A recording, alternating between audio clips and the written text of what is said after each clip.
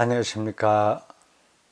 칼바르트 신학 해설 위대한 열정 강독, 오늘 108번째 하겠습니다. 108번째네요.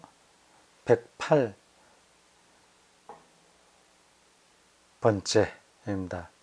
오늘 새로운 장으로 들어갑니다. 마지막 장인가요? 8장이니까 앞에 차례를 한번 보겠습니다.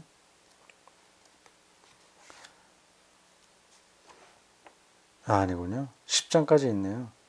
8장은 성령론, 9장 교회론, 10장 종말론 이렇게 되어 있습니다.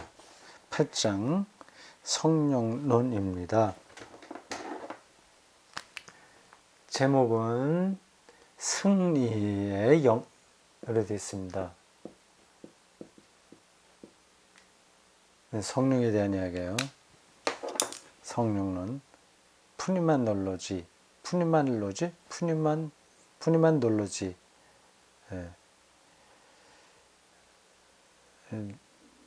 헬라어로 영을 푸뉴마 이렇게 하거든요. 그래서 성령론 할 때는 푸니만놀로지보다 얘기합니다. 물론 영어로 풀어서 한다면 닥트린 오브 홀리 스피릿 이렇게 하겠죠. 물론 그거는 쓰는 사람에 따라서 조금씩 표현 방법은 다릅니다. 성령론입니다. 삼위일체의 한 위격이 성령이죠. 근데 보통 영이라고도 하고 성령이라고도 해요. 근데 그 성령과 인간의 영혼이 어떻게 다르냐, 뭐 어떻게 연결되냐, 굉장히 복잡한 문제들이 여기 되어 있습니다. 근데 영이 뭔지 근데 사실 우리가 지금 다 알지 못합니다. 고대 성경 시대에 히브리어로는 루아크라고 하고요. 헬라어로 푸니마라고 합니다. 히브리어로 루아크 발음 이렇게 하는 거예요. 그 다음에 헬라어로 푸뉴마. 근데 그 사람들이 저 단어를 통해서 뭘 생각했냐 하는 거를 우리가 일차적으로 알아야 되겠고, 그 다음에 그 용어들이 성경에서 어떻게 사용됐는가 하는 것도 다 이제 연관해서 우리가 생각해야 될 부분들입니다. 근데 그게도 간단한 문제가 아니에요. 성령론 해서 그 책도 많습니다. 거기에 대한 것도. 이게 참 설교자가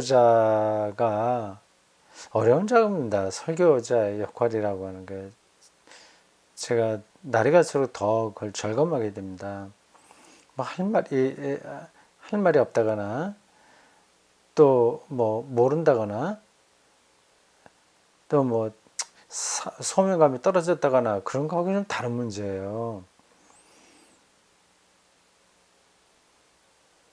여러 가지가 있는데 그냥 하나만 간단하게 얘기를 한다면, 일반 신자들은 신학을 모르잖아요. 그래서 성령론, 삼일체론, 그리스도론, 종말론, 뭐 칭의론, 뭐 죄론, 뭐 교회론, 뭐 등등 그런 것들 각각 항목들이 오랫동안 역사를 통해서 깊어졌습니다.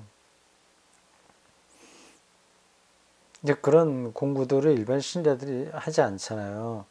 뭐 근데 일반 일상으로 예를 든다면 사람들이 그냥 열심히 직장 다니고 또 뭐 취미 생활하고 또 조금 뭐 지적인 활동을 좋아하는 사람들은 책도 좀 읽고 좀 하죠. 근데 일반적으로는 그렇게 전문적인 서적들은 잘 안 읽습니다. 뭐 철학책, 인문학책 그런 것들은 많이 읽지 않죠. 그리고 그것들을 체계적으로 공부하는 사람들은 좀 훨씬 더 드물죠. 그냥 열심히 사는 거예요. 근데 그 열심히 사는 것도 굉장히 아름답지 않습니까?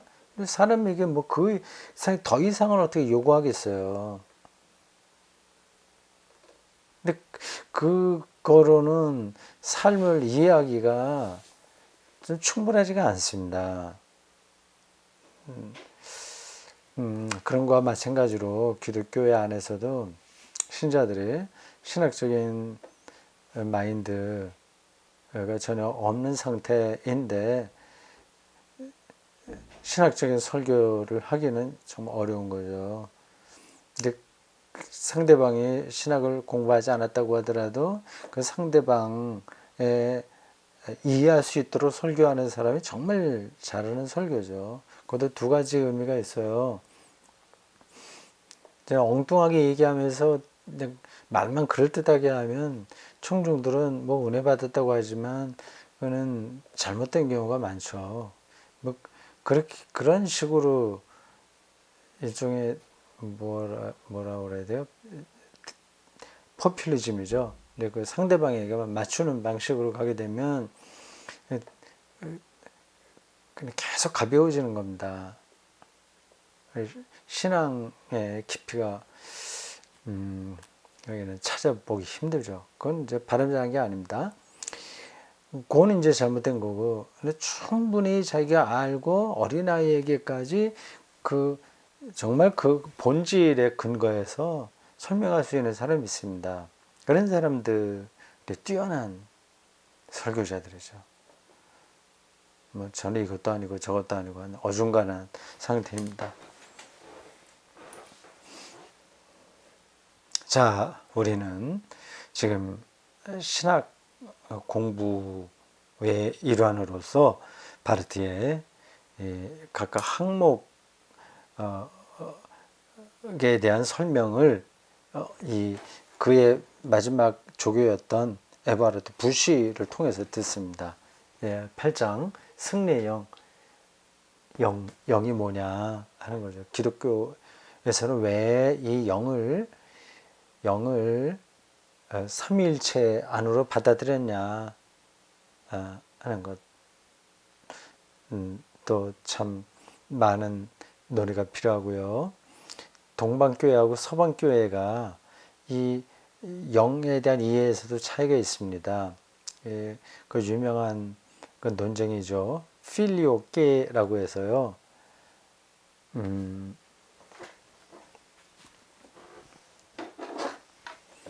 성령론에서 영론에서 동방교회하고 서방교회 차이가 있는데 그 중에 이제 대표적인 게 필리오 깨 QUE입니다. 발음을 깨라고 해요. 라틴어죠. 필리오 깨. 그리고 아들로부터입니다. 동방교회는 그리고 아들로부터라고 하는 사도신경에 아니죠. 니케아 신조에서 성령을 얘기할 때 이거를 빼고 생각하죠. 근데 니케아 신조 원래는 필리오게가 들어있어요. 그러니까 성령이 아버지 그리고 아들로부터 왔다 그렇게 표현하는 겁니다. 이게 우리가 지금 들으면 그건 뭐 쓸데없는 것 같고 서로 논쟁하냐 이상하게 생각을 됩니다. 근데 그 당시는 굉장히 치열한 논쟁이었어요. 그런 나름으로 또 지금도 그런 논쟁은 유효하기도 합니다. 성령을 아버지로부터 온 영으로 보냐 아니면 그리고 또 아들로부터도 온 영으로 보냐 하는 겁니다. 자, 그건 이제 복잡하니까 그냥 지나가겠습니다. 저도 뭐 지금 설명할 만큼 준비가 다 되지 못했어요.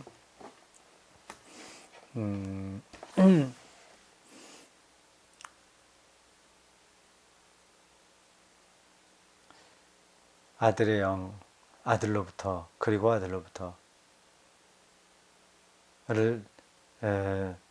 포함하냐 아니냐가 왜 중요하냐면 예수 그리스도를 깊이 알기만 하면 아는 것으로, 그리고 믿고 아는 것으로 그런 영적인 사람이다, 이게 말이 되는 거죠. 아니면 하나님에 대해서 알고 또 아들을, 예수 그리스도를 알아야만 영적인 사람이다라는 말이 되죠. 근데 이걸 빼버리면, 필io게라고 하는 거를 빼버리면 역사적 예수와 성령의 관계가 좀 약화됩니다.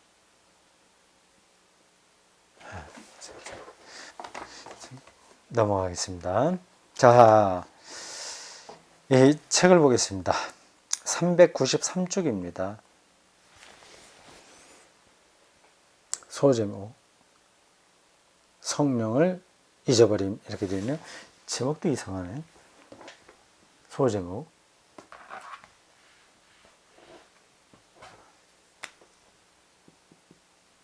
성령을 잊어버림, 퀘션 마크 있죠. 성령을 잊어버림. 잊어버렸나? 이제 성령을 잊어버림. 그러니까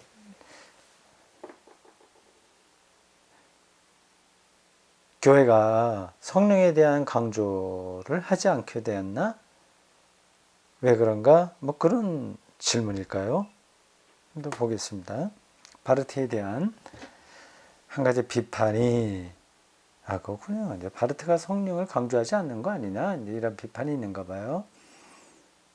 이제 말씀 중심의 신학이니까요. 그리스도론적이고. 그래서 성령 이해가 조금 약한 거 아니냐, 이런 비판인 겁니다.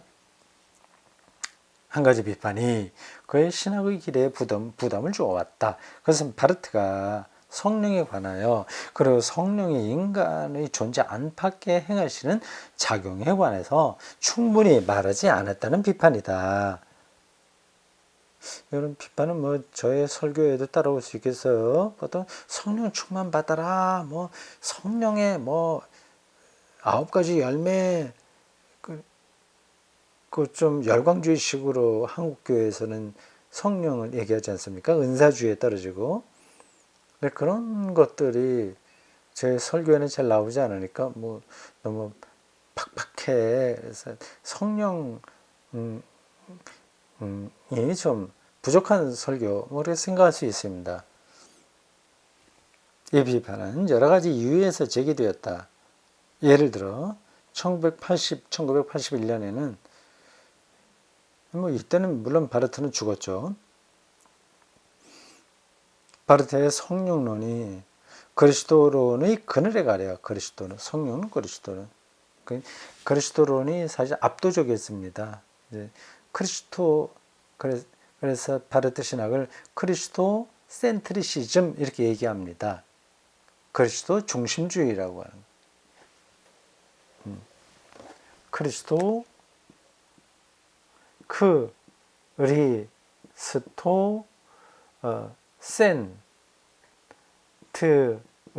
센트리시즘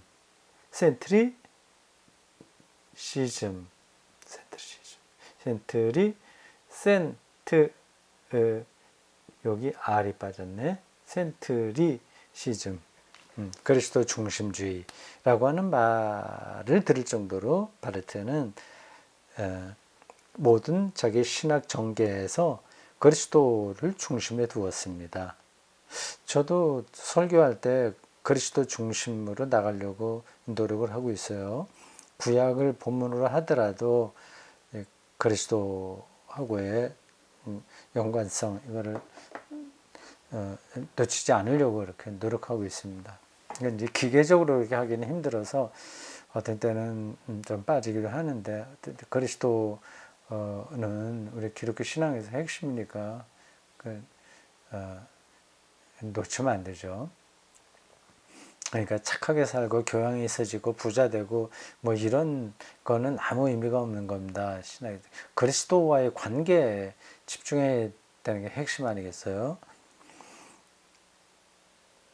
그리스도론의 그늘에 가려 최근의 은사운동 영역, 은사운동이요. 성령을 거의 은사주의로 많이 얘기하거든요. 오순절 계통이 다 이런 겁니다. 뭐 방언, 뭐 입신, 뭐 축기, 뭐 등등 그러한 것들이요. 그런 영역의 성령 중심적인 관심사를 바르게 평가하지 못했다는 주장이 있었다. 뭐 많이 자 한국에서 그게 한창 바람이 많이 불었는데 요즘 좀 덜한가요? 어떤지 제가 잘 모르겠습니다. 제가 요즘은 거의 그런 쪽으로 관심을 안 가져서 어떻게 지금 돌아가고 있는지 모르겠습니다. 뭐 산 기도원에 가서 기도했더니 뭐 낫고 산상 집회들 많이 있지 않습니까? 뭐 최자실인가 조영기 목사 장모가 또 목사로 이름을 떨쳤죠. 그래서 뭐 최자실 금식기도원인가 뭐 거기 가면 병 낫는다고 해서 야단 법석이었습니다. 근데 오순절 그 순복음교회가 참 특이해요. 신앙은 전부 이제 아주 보수적이고 근본적이고 주술적인데 뭐 여자 목사 안수는 굉장히 일찍 줬습니다. 자기 장모 미안합니다 표현이 좀 그래서 조영기 목사 장모에게 목사 안수를 주기 위해서 혹시 그런 건가 어떤 건가 잘 모르겠습니다.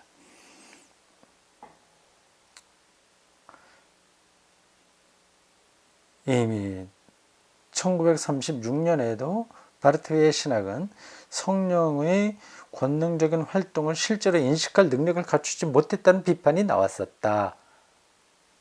벌써 한 50년 전에, 그 80년도보다 그 50년 전에. 그러나 이것은 북유럽 인종의 지도자 히틀러에게서 나타났던 소위 성령의 활동을 인식하지 못했다고 지적하는 것이었다. 이게 무슨 말이야?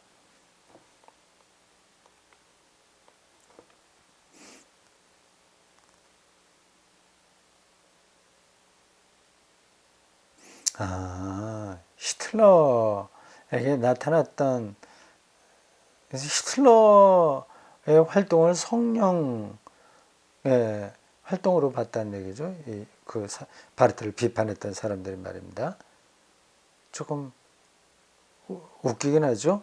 어떻든 바르트는 자신의 신학 여정의 마지막에 이르렀을 때 사도신경의 세 번째 조항, 사도신경은 세 조항이에요. 아버지 하나님, 예수 그리스도, 성령, 이 세 항목에 대한 이야기입니다. 즉 성령의 신학의 가능성을 주도적이고 결정적으로 주목했다. 이것은 바르트의 실제 생각과 다른 사람들이 판단했던 바르트의 생각 사이의 간격을 가리키고 있지 않은가. 모르겠습니다. 바르트가 그 신학 여정 마지막 때 요거를 성령 신학의 가능성을 이렇게 강조했다고 하는 것은 자기에 대한 비판이 있었기 때문에 그거를 좀 방어하는 차원에서 한 건지 아니면 원래 성령 신학에 관심이 많이 있었던 건지 확실하지는 않습니다. 저도 좀 잘 모르겠어요. 바르트는 이미 오래전에 성령의 신학의 가능성을 깊이 숙고했고 또 그것에 대해 설명했다.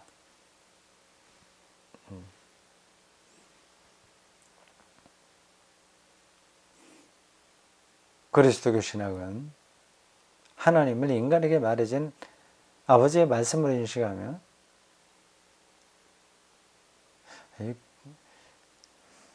문장이 좀 마음에 안 들죠? 하나님을 인간에게 말해진 이런 게 매끄럽지 않은 번역이에요. 아버지의 말씀으로 인식하며 또는 아버지 그리고 말씀이 영으로 인식하는데 영은 인간으로 하여금 그 말씀을 인지하도록 해준다. 그러므로 그리스도교 신학은 하나님을 대상으로 탐구하되 단지 하나의 중심만 가지려고 해서는 안 된다. 그리스도교 신학이 사도신경의 첫 번째 혹은 두 번째 조항만을 중심으로 삼으려고 한다면 그것은 형이상학이나 신비주의가 되고 말 것이다.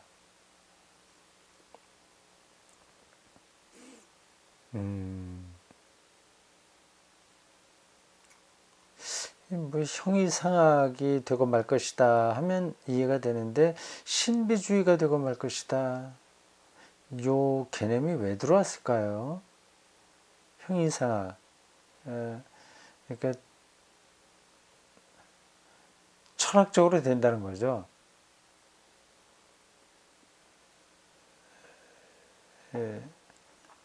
신비주의가 돌아왔는지는 잘 모르겠습니다. 뭐 의미가 있겠죠. 어떤 생각이 있을 텐데 이 에바르트 부시가 생각이 있어서 이 단어를 썼을 텐데 저에게는 안 들어와요. 순수한 말씀론은 성령이 곧 말씀이 인지되는 신적인 현실성이라고 생각한다.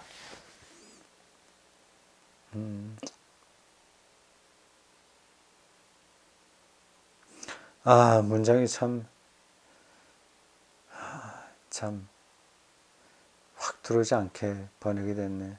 독일어 문장으로는 전달이 되죠. 우리말로는 어색해요.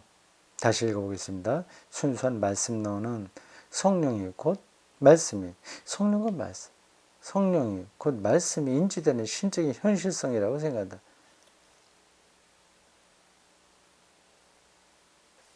이것은 순수한 성령론이 말씀이란 우리에게 그 말씀이 주어지는 신적인 현실성이라고 생각하는 것과 같다.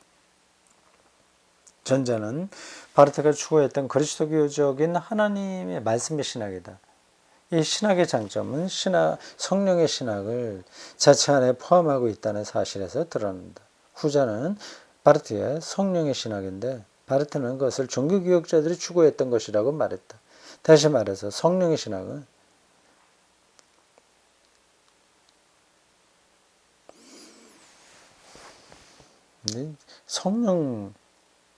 그냥 성령 신학이라고 하지 왜 성령의 신학이라고 했을까?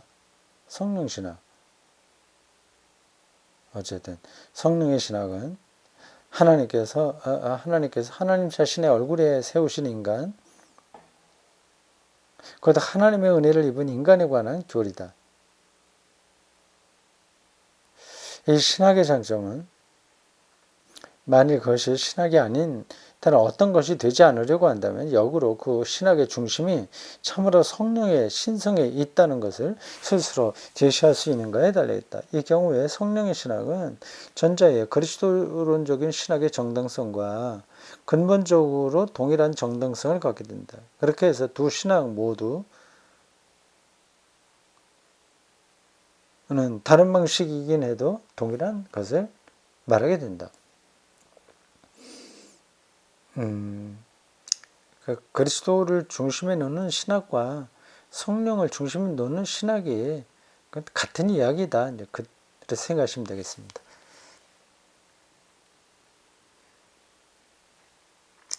바르트가 자신의 사고에서 하나님 말씀론이라는 그리스도론적인 신학에 우선권을 주었던 것에는 이유가 있었다.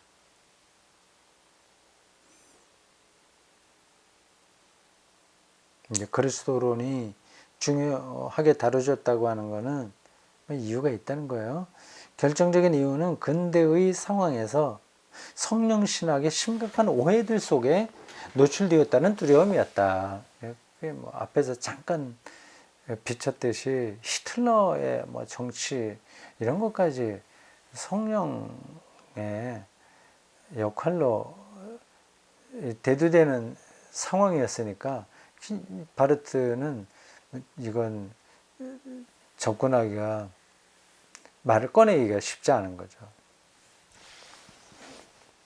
뭐 그건지 아닌지 모르겠습니다. 앞에서 그 말이 기억나서 말씀드렸습니다. 바르트는 성령의 신학이 신개신교주의의 관심사였을 수도 있지 않을까라고 빈번히 질문했다. 신개신교주의요. 이건 이렇게 자유주의 신학이라고 생각하시면 됩니다. 개신교주의, 프로테스탄티즘, 뉴 프로테스탄티즘,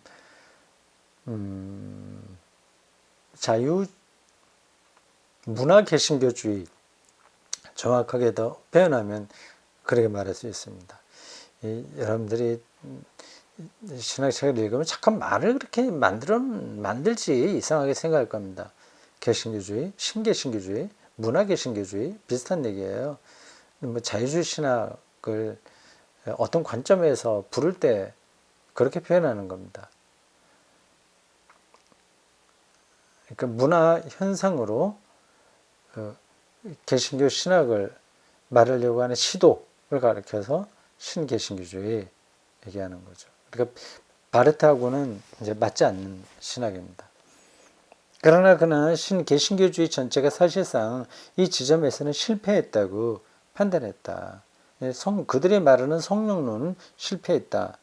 왜냐하면 신개신교주의는 하나님을 향한 인간의 자유를 스스로 모든 것을 지배하려는 인간에 대한 상세한 규정으로 이해함으로써 성령의 신성을 망가했기 때문이다. 성령이 하나님이심을 잊어버렸다는 것은 그 은사주의에 떨어지고 하면 성령이 하나님이라고 하는 사실이 위축되는 거죠. 성령에 관해서 충분히 언급하지 않았다는 것이 아니라 성령의 신성을 더 이상 존중하지 않았다는 것을 뜻한다. 자기가 인간이 하나님의 은혜를 받아서 마음대로 다룰 수 있는 것을 성령인 것처럼 생각하는 것. 그 문제점을 지적하는 겁니다. 그건 한국교회 뭐 많이 많죠. 옛날 제가 젊었을 때 다니던 교회나 뭐 다른 집회, 그럴 땐 뭐 신학생들이 여기저기 집회 많이 따라다니거든요.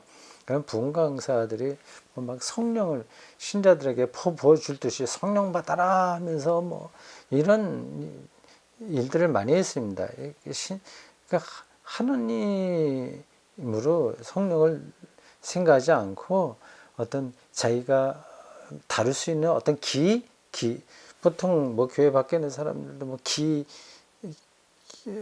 기를 누구한테 부어준다 뭐 그런 얘기 하지 않습니까? 그렇게 비슷하게 생각하는 거죠.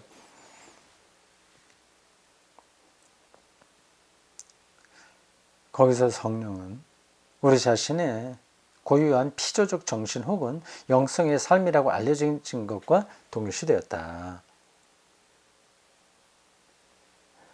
바로 이와 같은 정신적 삶이 풍부해진 이 시대에 성령의 개념은 불가능하게 되었다. 그렇게 됐네요. 정신. 인간의 정신. 그걸 고양시키고, 민족 정신. 이거를 막, 강화시키고, 그걸 이제 성령 활동처럼 얘기하는 시대였습니다. 왜냐하면 성령은 하나님이시고 그렇기에 믿음의 대상이기 때문이다. 바로 이 사실이 우리의 모든 문화를 관통하는 전제, 곧 현대적이면서도 완전히 근거가 없는 정신의 소유라는 전제에 대항하여 그리스도의 사상의 경계선을 설정해 준다. 이것은 철학자 하인리히 바르트가 자신의 형인 칼 바르트에게 알려주었던 내용이다. 그 동생이 철학자였군요. 하인리히 바르트. 형은 칼 바르트.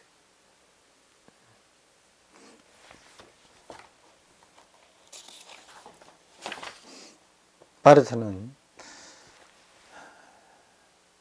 이러한 현대적인 영 개념이 확고하게 자리를 잡게 된 책임이 우선적으로 헤르더에게 있다고 보았다. 우리의 정신을 성령으로 보는 거죠. 그렇게 볼만한 근거들도 있습니다. 현대에도 많이 그렇죠.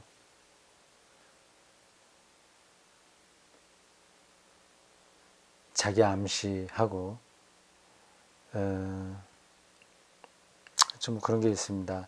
그 영기, 그 뇌파 뭐 등등 그런 것들을 중요하게 생각하는 시대죠. 헤르드는 칸트의 지성주의에 반대하여 느낌과 경험에 기초한 한 가지 표상을 제시했는데, 그것은 살아있는 영을 매개로 하여 만물 곧 하나님과 피조물 모두를 서로 끌어오르게 만드는 어떤 생명에 관한 표상이었다. 단지 좁은 자아의 기억을 벗어날 수만 있다면, 헤르드 얘기예요. 당신의 영은 모든 영혼 속에 살고 당신의 심장은 천 개의 심장 속에서 뛰고 있구나. 그렇다면 당신은 만물에 작용하는 영원하신 한 분 하나님. 우선 여기 인용한 내용이 어떤 뭐 유행가 가사처럼 들립니다. 이러한 문장에 담겨 있는 생각들이 오늘 현대의 어떤 뭐 드라마나 영화 이런 데 많이 나타나죠. 당신의 영은 모든 영혼 속에 살고, 아주 멋진 표현이잖아요. 만물에 있는 그러한 영적인 힘, 이런 거요. 바르트는 슐라이러 마커에게서도 주관적인 흥분과 동일시되는 영의 이해를 본다. 이 이해는 인간 정신의 지고한 상승을 잘 알지만, 아까 히틀러 작가 얘기했는데 나치들 전문 유겐트 이런 모임에서 집단적으로 수만 명이 모여서 열광적인 분위기 속에 들어가게 되면 그들이 영을 받는 것 같은 느낌이 듭니다. 인간 정신의 지고한 상승을 잘 알지만, 그럼에도 하나님은 정말로 하나님이시고 영은 정말로 영이시지만 생명의 흐름이 아니라는 사실은 모르고 있었다. 이걸 구분하기가 쉽지 않은 거죠. 그러니까. 근데 그러한 뜨거운 열광, 뜨겁지 않더라도 어떤 좀 차가운 방식이라고 하더라도 그러한 정신적인 엑스타시, 정신적인 공유, 뭐 그런 것들,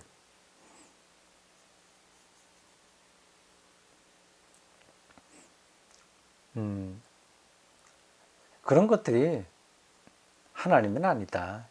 그러니까 성령은 아니다. 얘기입니다. 그래서 정신적인 그런 현상 자체를 성령으로 볼 수 없다. 그렇게 선을 긋고 있습니다.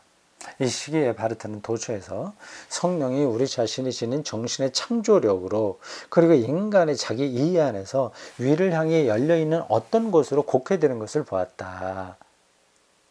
민족 정신, 뭐 이거 부르짖으면 그럴듯하잖아요. 혁명 정신, 이런 거요. 그런 것들을